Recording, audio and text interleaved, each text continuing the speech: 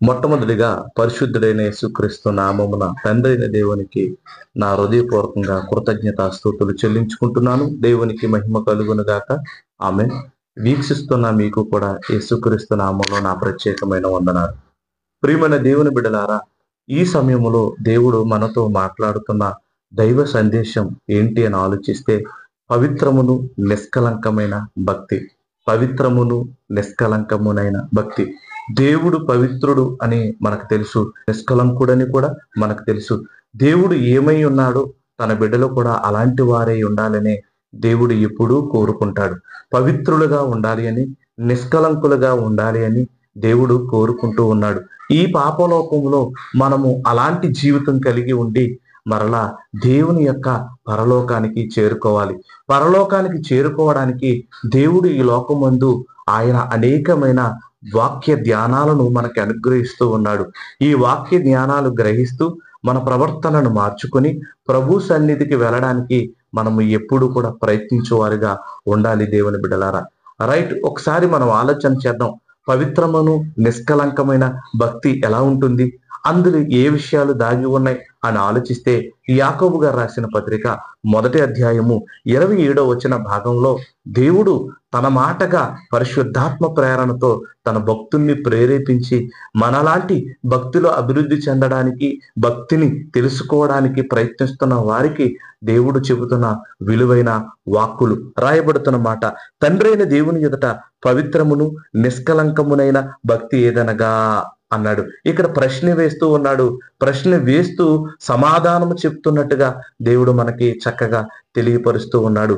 తండ్రి అయిన దేవుని ఎదుట ఈ లోకానికి, అలాగే ఈ ప్రపంచానికి, ఈ సృష్టికి తండ్రిగా దేవుడు ఒక ఆయన ఉన్నాడు. ఆయనకి కూడా ఒక మంచి మనసు ఉంది. ఆయన కూడా చాలా గొప్పవాడు.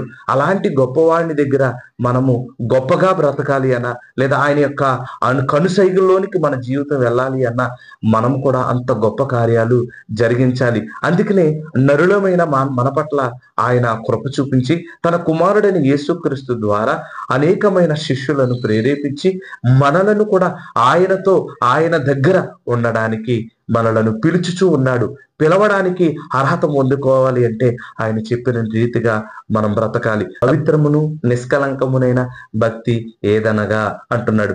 పవిత్రమైన భక్తి, నిష్కలంకమైన భక్తి దేవుడు ఈ లోకమందు కూడా మనకి తెలియజేస్తూ ఉన్నాడు, ప్రకటిస్తూ ఉన్నాడు. రాయబడుతున్న మాట, దిక్కులేని పిల్లలను, విధవరాండ్లను వారి ఇబ్బందులలో పరామర్శించుట. దిక్కులేని పిల్లలు అంటే దేవుని బిడ్డలారా, మనకి తెలుస్తూ ఉంది. తల్లిదండ్రులు లేకపోవడం, బంధువులు లేకపోవడం, చూసేవారు కూడా లేకపోవడం, ఆహారం పెట్టేవాళ్ళు కూడా లేకపోవడం, సరైన వస్త్రాలు లేకపోవడం, నివాసము లేకపోవడం, నా అనేవాళ్ళు లేకపోవడం. దేవుని బిడ్డలారా, ఒక దుర్భరమైన పరిస్థితి కలిగి ఈ లోకంలో ఎవరైనా ఉంటే వారిని నా పేరట చేర్చుకోండి అని వాక్యం సెలవిస్తుంది. దిక్కులేని వారిని పరామర్శించండి, దిక్కులేని వారికి ఆహారం పెట్టండి. ఇదిగో విధవరాండ్లు కూడా ఉన్నారు. ఈ కాలంలో తల్లిదండ్రులు పెద్దవాళ్ళు అయిన తర్వాత చాలా మంది వారిని రోడ్డు మీద వదిలేసే పరిస్థితులు కనబడుతూ ఉన్నాయి. అలాంటి వారిని నా పేరట మీరు ఒకవేళ చేర్చుకుంటే అది నా ఎదుట పవిత్రమును నిష్కలంకమునైన భక్తి అని వాక్యము సెలవిచ్చుచూ ఉంది. దేవుని బిడ్డలారా, ఆయనకి ఇష్టము అని చెబుతూ ఉన్నాడు.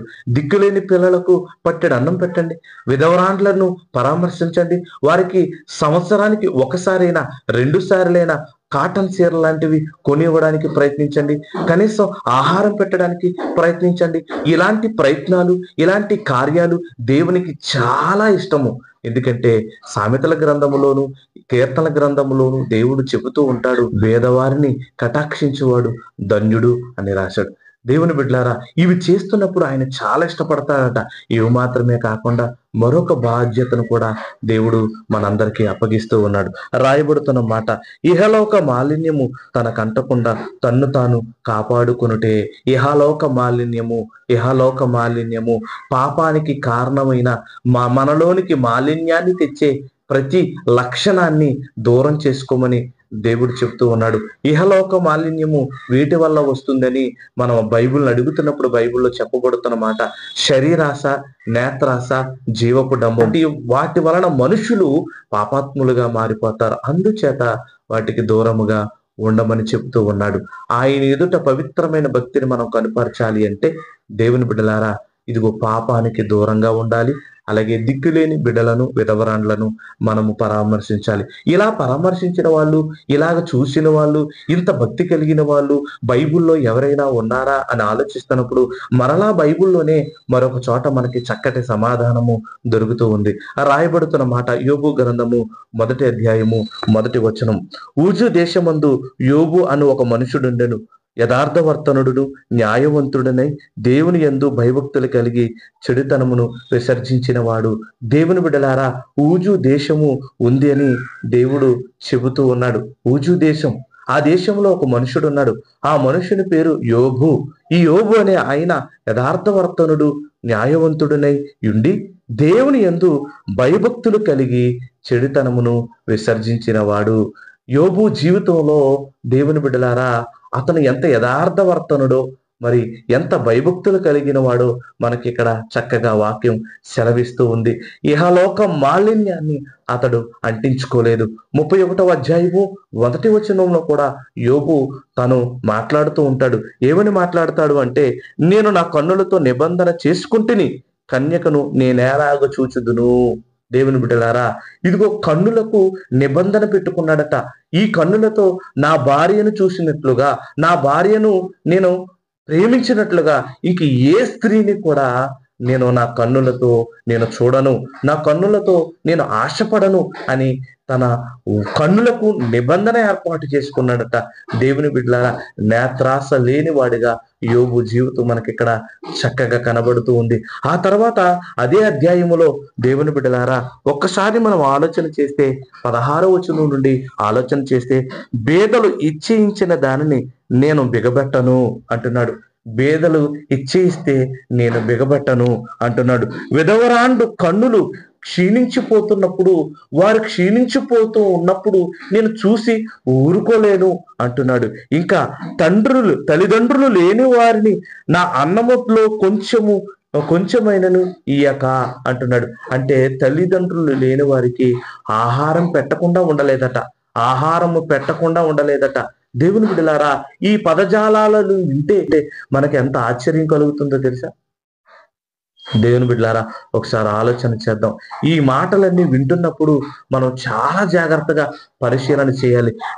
16వ వచనం నుండి మరి 22 వచనాల వరకు కూడా పూర్తిగా మనం చదివితే యోబు దిక్కులేని బిడ్డలను, విధవరాండ్లను, అలాగే అన్యాయముగా వాళ్ళు ఇబ్బంది పడుతున్న వారిని కూడా ఆదరించిన వాడిగా మనకి యోబు గారు స్పష్టంగా కనబడతాడు. దేవుని బిడ్డలారా, మీరు చాలా జాగ్రత్తగా ఆలోచిస్తే చిట్ట చివరి మాట ఆయన ఏమంటున్నాడంటే, 22వ వచనము 2వ భాగం నుండి ఆయన మాట్లాడుతున్న మాటలను పరిశీలిస్తున్నప్పుడు, నా బాల్యము మొదలుకొని దిక్కులేని వాడు తండ్రి భావంతో నన్ను భావించి నా యొద్ద పెరిగెను.